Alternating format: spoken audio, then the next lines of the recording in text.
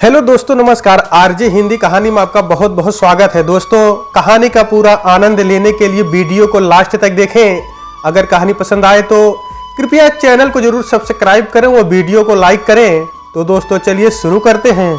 अपने गर्भ में आए विनष्ट मादा भ्रूणों की स्मृतियों को नेहा ने गुड़ियों के रूप में सहेज लिया था। जब घर में अजय नहीं होता और वह अकेली होती तो छुपाकर रखी इन गुड़ियों को वह कबर्ड से निकालती, फिर उन्हें अपने सीने से चिपकाकर मातृत्व की सरता द्वारा सींचने लग जाती।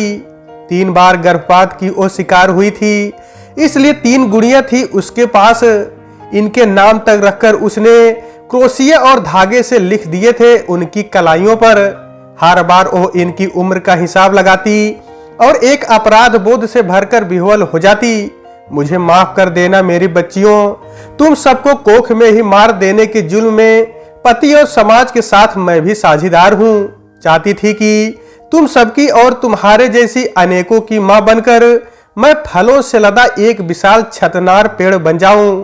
पति नामधारी पुरुष के बिना गर्भ धारण करना और फिर भरण पोषण करना संभव होता और उसमें समाज का कोई दखल नहीं होता तो मैं अपनी 10 इंद्रियों की कसम खाकर कहती हूं, मेरी अजन्मी पुत्रियों, मैं अभी से सिर्फ और सिर्फ लड़कियों को जन्म देती। नेहा जब कॉलेज में पढ़ती थी तब से ही सहेलियों से अपने मनोभावों को शेयर करती हुई ये इच्छा जताती थी कि वह बहुत सारी लड़कियों की मां बनना चाहती है। सहेलियां उसका तेवर जानती थी और ये समझती थी कि ऐसा कहकर दरअसल वो अपने भीतर के एक विरोध को मुखर कर रही है। उसके परिवार में कई बाल बच्चेदार दंपति थे, बड़े भाइयों और चाचाओं के, लेकिन सबने बड़ी चालाकी से सिर्फ पुत्रों को जन्म दिया था। सिर्फ एक उनके पिता थे जिन्होंने कोई चालाकी नहीं की थी, इसलिए उन्हें 4 बेटियां ही थी और इसके लिए वे एक हीन भावना से हमेशा ग्रसित रहा करते थे। घर के दूसरे लोग भी इस मामले को लेकर उनके प्रति उपेक्षा भाव रखते थे। नेहा को इन स्थितियों से सख्त ऐतराज था और इस ऐतराज की प्रतिक्रिया में वह दर्जनों बेटियों की मां बनना चाहती थी। मगर विवाह के तुरंत बाद ही उसे पता चल गया कि वो महज उसकी एक अपरिपक्व सोच एवं भावुकता थी। जब पहला ही गर्भ ठहरा तो अजय ने भ्रूण परीक्षण के लिए उसे तैयार होने को कहा। नेहा, मुझे लड़की नहीं चाहिए। तुम अपनी आंखों से देख चुकी हो कि छोटी बहन की शादी ने मुझे कितनी जिल्लत दी और किस कदर दिवालिया बना दिया।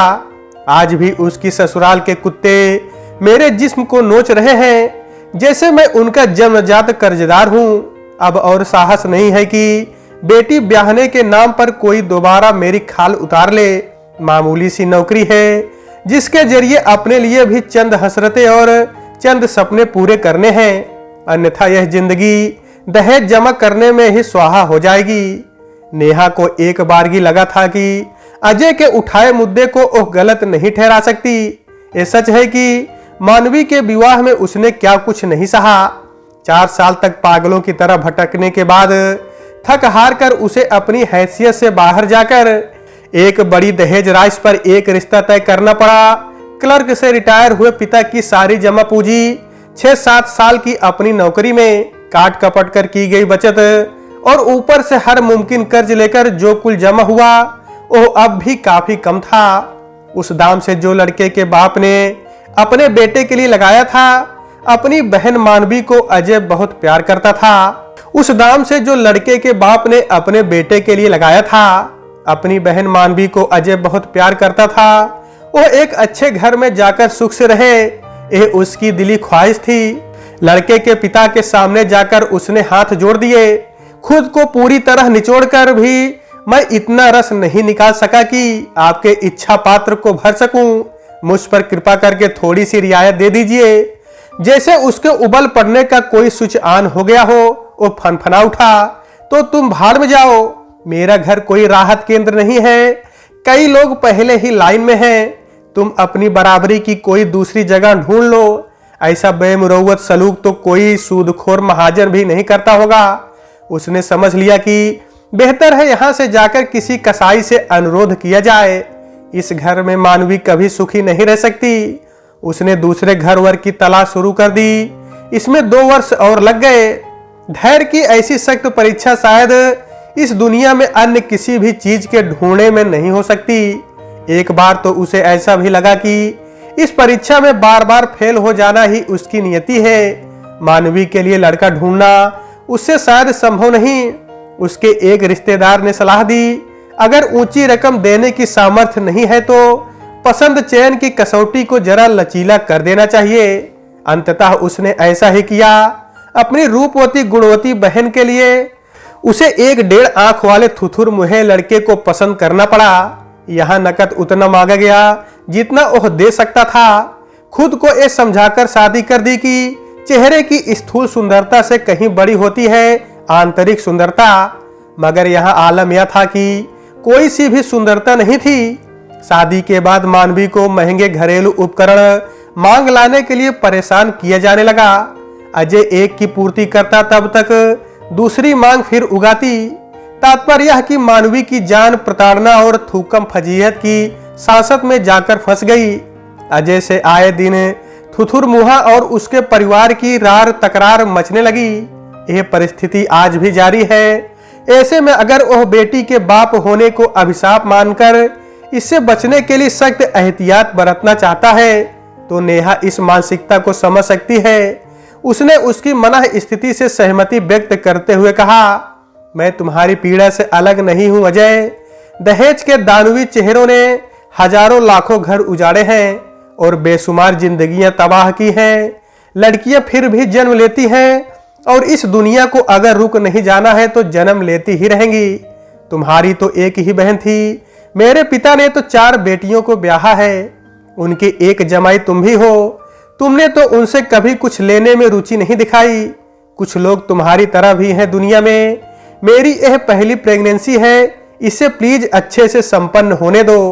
पहले इशू में कोई वर्जना, कोई रुकावट, कोई संशय उचित नहीं। अगर बेटी भी होती है तो हमें उसे स्वीकार करना है।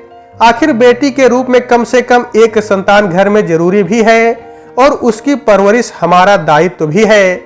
अजय ने कोई जिरह नहीं की। नेहा तनिक अचंभित रह गई। इतनी आसानी से वह मान जाएगा सोचा नहीं था। कुछ पल चिंता मग्न रहने के बाद उसने कहा, एक बेटी घर के लिए कितनी अहम होती है यह मुझसे ज्यादा कौन जान सकता है नेहा। जब मेरी माँ चल बसी थी तो बहुत छोटी होकर भी मानवी ने ही पूरे घर को संभाला था। मैं उससे कई साल बड़ा था, लेकिन घर को संवारने संभालने और रसोई सीधी करने के मामले में मैं किसी काम का नहीं था। दमा और हृदय रोग के मरीज बाबूजी को मानवी ने अपनी सुसुसुरा से हमेशा संतुष्ट रखा। वे कहते थे, मुझे अपनी मानवी की सुघरता देखो अजय, इसने घुट्टी में ही कब सीख लिया ये सब, हमें पता ही नहीं चला। ऐसी ही बेटियां घर की लक्ष्मी कही जाती हैं। इसके मनोहारी बर्ताव, संबोधन और बोल घर को स्वर्ग का आभास दिलाने लगते हैं। मैं ना भी रहूं तो इसका ब्याह खूब अच्छी जगह करना बेटे, कहकर एक दीर्घ निश्वास भरी अजय ने। बाबूजी सचमुच उसके ब्याह के लिए नहीं रहे और मैं ऐसा नालायक साबित हुआ कि चाहकर भी मानवी के लिए मनोनुकूल घर वर नहीं ढूंढ सका। बेचारी हमेशा दबी घुटी सहमी और उदास रहती है। एक मायूसी उतर आई अजय के चेहरे पर। मानवी की हालत देखता हूं तो घर में दूसरी बेटी की कल्पना मात्र से हृदय थर्रा जाता है। लेकिन तुम चाहती हो कि मातृत्व के तुम्हारे पहले अवसर को स्वच्छंद रहने दिया जाए तो चलो, मैं तुम्हारी भावना को आहत नहीं करता, मगर इसके साथ ही ये आश्वासन भी चाहता हूं कि अगली बार तुम फिर मेरे सामने ऐसे सवाल उठाकर मेरी परीक्षा नहीं लोगी। नेहा ने हंसी में अनुराग घोलते हुए कहा, अगर बेटा हो गया इस बार तो अगली बार भी मेरा यह सवाल कायम रहेगा। चलो मान लिया। अजय भी हंस दिया, स्निग्ध और समर्पण की हंसी। पति पत्नी के बीच यह दिल लगी भरा मुंह जवानी करार हो गया। नेहा ने बालिका शिशु को जन्म दिया। आशंका ऐसी ही थी। हालांकि दोनों ने मन ही मन पुत्र प्राप्ति की घनघोर कामना की थी। नियति प्रायः ऐसा ही विधान रचती है, जिससे आप भागना चाहते हैं वो आपके पीछे लग जाती है। मुन्नी घर में पलने लगी, लाड़ प्यार के सहज और स्वाभाविक परिवेश में पलने लगी। बिना किसी ग्रंथि के बर्ताव में ऐसी शालीनता और सीमा बस यहीं तक रही। अगले इशू से उनकी प्राथमिकता बदल गई। दूसरे, तीसरे और चौथे गर्भ का हस्र गुणियों में परिवर्तित हो गया। हर बार नेहा का शरीर ही नहीं, अंतस भी लहलुहान हुआ। वो सोचती थी कि एक देवकी थी जिसके जन्मे बच्चे को उसका भाई कंस नष्ट कर देता था, एक वह है जिसके बिन जन्मे बच्चे को ही उसका पति नष्ट करवा देता है। कंस को अपनी मृत्यु का भय और उसके पति को धन और मान की हानि का भय। देवकी को बचाने के लिए कई शक्तियां थी, मगर वह स्वयं अपने आप को भी बचाने का उपक्रम नहीं करती। कंस क्रूर और बर्बर था, जबकि उसका पति उदार और भावुक है। नेहा के मन में आता कि जब गर्भपात ही उसकी नियति है तो फिर वो गर्भधारण ही क्यों करे, क्यों नहीं ऑपरेशन करवाकर इस झंझट से ही मुक्त हो जाए। संतान के नाम पर मुन्नी तो है ही, बेटा नहीं हो रहा तो ना हो जरूरी भी क्या है। लेकिन अगले ही पल वह इस सच्चाई की पकड़ में आ जाती कि ऐसे निर्णय लेने को भी क्या वह स्वतंत्र है। मतलब एक औरत ना तो अपनी मर्जी से मां बन सकती है और ना बनने से इनकार कर सकती है। अपनी कोख तक पर उसे अधिकार नहीं। अधिकार की बात वो करे भी तो कैसे? आखिर अजय उसे प्यार भी तो कम नहीं करता। प्यार के नाम पर भी कभी कभी कितना कुछ बर्दाश्त करना होता है। अजय ने कहा, ये हमारी आखिरी कोशिश होगी और तुम्हारी आखिरी तकलीफ। बहुत ज्यादती सह ली तुमने। अगर बेटा रह गया तो ठीक है, वरना इससे छुट्टी पाकर बस मुन्नी से ही हमें सब्र कर लेना है। नेहा को लगा कि दोनों के मन के बीच जैसे कोई टेलीपैथी हो गई। यही तो वो भी चाहती है। अब भला ऐसे आत्मीय और मीठे संभाषण करने वाले पति को कोई खलनायक कैसे करार दे? क्या प्यार और विश्वास भी खलनायकी का अस्त्र हो सकता है? उसके मन ने कहा, शायद हाँ, और शायद ज्यादा खतरनाक एवं अचूक भी। डॉक्टर के पास वे लोग गए। उसकी जानकारी में शहर में एक ही डॉक्टर था जो यह काम करता था। इस काम के लिए डॉक्टर ऊंची फीस लेता था। गर्भ परीक्षण करके गर्भाशय की धुलाई भी उसके जिम्मे होती थी। परीक्षण पर वैधानिक प्रतिबंध लगने के बाद डॉक्टर ने ऐसे तो ये धंधा बंद कर दिया था, फिर भी कुछ खास परिस्थितियां और कुछ खास लोग नियम कानून के दायरे से हमेशा कई जगह कई बार बाहर तो होते ही हैं। डॉक्टर से बहुत नजदीकी से जान पहचान हो जाने के बाद अजय भी खुद को इसी खास श्रेणी में मानता था। डॉक्टर से अजय ने कहा, अंतिम बार आपको कष्ट देने आया हूं। इस बार अगर पुत्र ना रहा तो धुलाई करके बंध्याकरण का ऑपरेशन कर दीजिए। डॉक्टर ने बहुत देर तक अजय और नेहा की आंखों में झांक कर देखा और कहा, इस बार तुम्हें निराश होना पड़ेगा भाई। मैंने यह काम पूरी तरह बंद कर दिया है। दुनिया को असंतुलित करने का अपराध अब और मुझसे नहीं होगा। डॉक्टर, आप जानते हैं कि किसी भी शर्त पर मुझे यह काम करना है।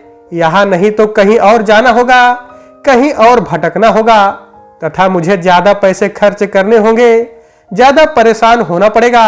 ऐसा अन्याय आप हम पर क्यों करेंगे? मतलब समाज और कानून तुम्हारे लिए कोई मायने नहीं रखते? बहुत मायने रखते हैं। मैं पहले भी कह चुका हूं, यह समाज और कानून आखिर क्यों ये व्यवस्था नहीं करता कि लड़कियों के प्रति भेदभाव ना हो और उनकी शादी में फकीर और दिवालिया होने की नौबत ना आए। अगर ऐसा हो जाए तो मेरा दावा है कि लड़कियों के जन्म को सर्वत्र प्राथमिकता मिलने लगेगी। चूंकि ये सभी जानते हैं कि बेटियों से न सिर्फ दुनिया आगे चलती है बल्कि खूबसूरत भी बनती है। माँ बाप को सहारा और सम्मान देने के मामले में लड़कियों का बर्ताव असंदिग्ध रूप से विश्वसनीय होता है। डॉक्टर जानता था कि यह आदमी मानने वाला नहीं है। अपनी बहन की शादी में जो दंश झेल चुका है उसे भूल नहीं सकता। एक बार तो वह मानवी को भी लेकर आ गया था। मानवी ने अपने भाई का समर्थन करते हुए कहा था, भैया ठीक कहते हैं डॉक्टर, बेटी वही पैदा करे जिसके घर में लाखों करोड़ों जमा हो। मैं आज भी अपने घर में कष्ट झेल रही हूँ। यह जीवन ही मेरा मानो व्यर्थ होकर रह गया। मेरे बाद एक और लड़की इस घर में आ चुकी है, अब दूसरी भी अगर आ गई तो भैया खुद को बेचकर भी कोई उपाय नहीं कर पाएंगे। डॉक्टर ने अपने मन में एक निश्चय किया और फिर नेहा का अल्ट्रासाउंड करके खुशखबरी देने के अंदाज में बताया, अरे यह तो चमत्कार हो गया। इस बार भ्रूण मादा नहीं नर है। मुबारक हो, बेटे के बाप बनोगे तुम। ठगा सा रह गया अजय। नेहा को भी अपने कानों पर विश्वास नहीं हुआ। डॉक्टर मजाक तो नहीं कर रहा, लेकिन डॉक्टर की भंगिमा मजाक की कतई नहीं थी। 6 महीने तक उन्हें इंतजार करना था किया। इस दौरान कई सपने, कई हसरतें सजाते रहे। खुशियां कई शक्लें अख्तियार कर उनके भीतर हिलोरे लेती रही। वे बेटे को पालने, पढ़ाने और ब्याहने तक की मानसिक रूपरेखा तैयार करते रहे। इंतजार की बहुप्रतीक्षित घड़ी खत्म हुई और नेहा का प्रसव संपन्न हो गया। जन्म लेने वाला शिशु बालक नहीं बालिका थी। अजय को लगा जैसे आसमान से चारों खाने चित्त गिर गया हो धरती पर। डॉक्टर ने झूठ कहकर उसके साथ छल किया। क्यों किया उसने ऐसा? इस झूठ की उसे कितनी बड़ी कीमत चुकानी होगी। बार बार बताने पर भी उसने समझने की कोशिश नहीं की। उसकी भावनाओं के साथ खिलवाड़ किया। मुन्नी के लिए अभी से ही उसे 1/4 तनख्वाह की सेविंग करनी पड़ रही थी। फलस्वरूप वो अस्थायी तौर पर तंगी और अभाव का शिकार था। एक और के लिए भी अगर ऐसी व्यवस्था करनी पड़े तो फिर महीने 10 दिन उपवास में ही गुजारने होंगे। अजय आपे से बाहर हो गया और चट्टान जैसी कठोरता उसके चेहरे पर उतर आई।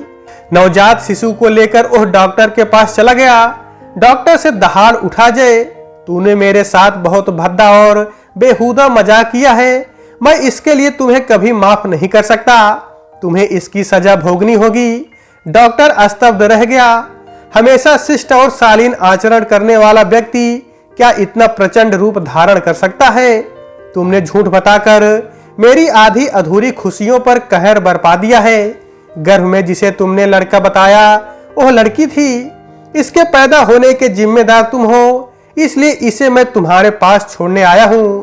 अगर तुमने इसे लेने से इनकार कर दिया तो मेरे पास इसे सिवा मृत्यु देने के कोई और उपाय नहीं। क्योंकि मेरी ओर से इसे मृत्यु मिलनी थी, वो अगर 3 महीने की भ्रूणावस्था में नहीं मिली तो अब मिल जाएगी और इसकी जिम्मेदारी सिर्फ और सिर्फ तुम पर होगी। डॉक्टर की जिह्वा तालू से चिपक गई थी। अपने नवजात शिशु के प्रति एक पिता क्या इतना असहिष्णु और निर्मम हो सकता है? पितृत्व की गोद अगर कांटेदार हो गई थी तो क्या मातृत्व के स्तन का दूध भी सूख गया? नेहा ने जुल्म ढाने के लिए इस दुधमुही को इसके हवाले कैसे कर दिया? क्या व्यवस्था वाकई इतना सड़गल गई है कि मातृत्व और पितृत्व जैसे मूल्य बेमानी हो गए हैं? एक बच्चा जो दुनिया में आता है पूरी तरह पराश्रित होता है। उसे आप फेंक दे, काट दे, इसका उसे कोई बोध नहीं होता। लेकिन यह एक नैतिकता है मनुष्य में नहीं जानवरों तक में कि वे अपने नवजात बच्चे के लिए अधिकतम उदार, शुभेच्छु और पालनहार होते हैं। आज एक माँ बाप ही अपने बच्चे को मारने पर तुले हैं, महज इसलिए कि शिशु बालक नहीं बालिका है। तो यह दुनिया इतनी खराब और बुरी हो गई। डॉक्टर ने अत्यंत दुखी होकर कहा, माना कि मुझसे गलती हो गई, हालांकि हुई नहीं। गलती तो मैं पहले करता रहा। इस बार तो मैंने पिछली गलतियों को सुधारने की कोशिश की है। खैर, मैंने चाहे जो भी किया, मगर अब जो तुम करने जा रहे हो वह इंसानियत के नाम पर भयानक धब्बा होगा। बकवास मत करो डॉक्टर, मैं तुमसे यहाँ कोई पाठ पढ़ने नहीं आया हूँ। मेरे लिए क्या अच्छा और क्या बुरा है इसका फैसला मुझे खुद करना है। तुम्हारे पास कई बार मैंने अपना दुखड़ा रोया, फिर भी तुमने एतबार नहीं किया। तुम अगर समझते हो कि मैं बहुत हिंसक, बर्बर और जालिम हूं तो यही सही। अब बताओ, इस बच्ची को यहाँ छोड़ूं या ले जाकर कहीं दफन कर दूं? डॉक्टर एक गहरे अंतर्द्वंद में घिर गया। 2 बित्ते के लाल टुड टुड करते फूल जैसे मासूम कोमल जिस्म की 2 छोटी छोटी बेहद निरीह और पवित्र आंखें चारों ओर नाच रही थी, कभी मुस्कुराकर कभी रोकर, जैसे इस दुनिया में आने का उसे हर्ष भी हो रहा था और शोक भी। डॉक्टर को लगा कि इस नन्ही सी जान को जिंदगी से बेदखल करना सरासर अन्याय होगा। भ्रूण की बात कुछ और होती है, मगर अब यह पूरी तरह प्राण धारण किया हुआ एक मानवीय शरीर है। अजय के चेहरे पर जिस तरह खून और वहशीपन सवार है, आज वह कुछ भी कर गुजरेगा। बहुत दूर तक ना सोचकर फिलहाल इसे बचाने का उपक्रम करना जरूरी है। उसने कहा, ठीक है, तुम्हें बेटी नहीं चाहिए ना तो इस नन्ही सी जान को मेरे पास छोड़ दो, लेकिन मेरी एक शर्त है, तुम्हारे घर में जो 8 वर्ष की हो चली पहली बेटी है उसे भी मेरे सुपुर्द करना होगा। आखिर उसे भी रखने का तुम्हें हक क्या है? और फिर उससे भी मुक्त होकर क्यों नहीं तुम जरा ठाठ से बसर करो? कुछ पल के लिए अजय हतप्रभ रह गया, कोई भी जवाब देते ना बना। डॉक्टर ने फिर कहा, सोच में क्यों पड़ गए? तुम्हें तो दोहरी खुशी होनी चाहिए। तुम एक से पिंड छुड़ाना चाहते थे, मैं दोनों से छुड़वा रहा हूं। ठीक है, मैं तैयार हूं। उसका चेहरा तमतमा गया। तुम्हें अगर मसीहा बनने का ज्यादा ही शौक है तो मुझे क्या आपत्ति। हालांकि तुम्हारी इस शर्त के पीछे का मकसद मैं समझ गया हूं। तुमने मेरी यह नस ठीक पकड़ी है कि मुन्नी को हमने 8 साल तक पाला है और उससे हठात मोह झटक देना हमारे लिए आसान नहीं। लेकिन इस अवांछित नन्ही के विवाह की पर्वतनुमा जिम्मेदारी से बचने के लिए मैं यह करने को भी तैयार हूं। नन्ही को छोड़कर वो घर चला गया। नेहा को जल्दबाजी में सूचित कर दिया कि डॉक्टर नन्ही के साथ मुन्नी की भी परवरिश का जिम्मा मांगता है, इसलिए मुन्नी को लेकर जा रहा हूं उसे सौंपने। नेहा फटी आंखों से उसे देखती रह गई और अजय मुन्नी को लेकर ऐसे चला गया जैसे वो घर की फालतू निष्प्राण वस्तु हो। घर में कोई सामान भी होता है तो उसका हट जाना एक खालीपन का आभास जगाता रहता है। मुन्नी को तो 8 वर्ष तक अपने घनिष्ठ लाड प्यार के साए में कलेजे के टुकड़े की तरह रखा था नेहा ने। वो प्रसूति अवस्था में पड़ी नन्ही से बिछुड़ने के सदमे से उबर भी नहीं पाई थी कि एक और आघात पर्वत टूटने की तरह बरस पड़ा छाती पर। एक औरत की क्या इतनी ही औकात है कि जब चाहा उसकी कोख उजाड़ दी, जब चाहा उसकी गोद छीन ली। गाय बकरियों से भी गई गुजरी हालत, इस विषय पर उससे मशविरा किया जाए इस लायक भी उसे नहीं समझा गया। नेहा अभी तक अपनी अजन्मी बेटियों के नाम की गुड़िया सहेजती रही थी। अब उसे इसी श्रेणी में एक साथ 2 जीवित आत्माओं की स्मृतियों को भी सहेजना पड़ेगा। वो जब इन गुड़ियों से आत्मालाप और कन्फेशन करती थी, मुन्नी भी इन्हें छूकर रोमांचित हो उठती थी। अब वो भी इनके साथ एक नई गुड़िया के रूप में शामिल हो जाएगी। नेहा की आंखें जार जार बहने लगी। जो 8 साल तक उसकी दिनचर्या की हर सांस में शरीक रही है, उसका बिच्छो क्या सहा जा सकेगा, खासकर यह जानते हुए कि वह जीवित है और इसी शहर में है। अजय ने मुन्नी को बहला फुसलाकर डॉक्टर के पास छोड़ दिया और घर लौट आया। डॉक्टर उसकी मुद्रा देखता पड़ता रहा, जो न सिर्फ आवेश भरी थी बल्कि उसमें व्याकुलता और हिचकिचाहट का भाव भी समाया था। वह मानसिक रूप से बिल्कुल ही स्वस्थ नहीं लग रहा था। अजय ने घर में प्रवेश किया तो लगा कि किसी अपरिचित जगह में आ गया है।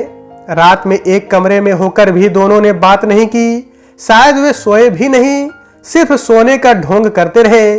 सारा कुछ अस्त व्यस्त सा हो गया। नेहा घर का कोई काम शुरू करती और उसे लेकर बदहवास सी शून्य में ताकती हुई बैठी रह जाती। नेहा की मनोदशा भी सामान्य नहीं रह गई थी।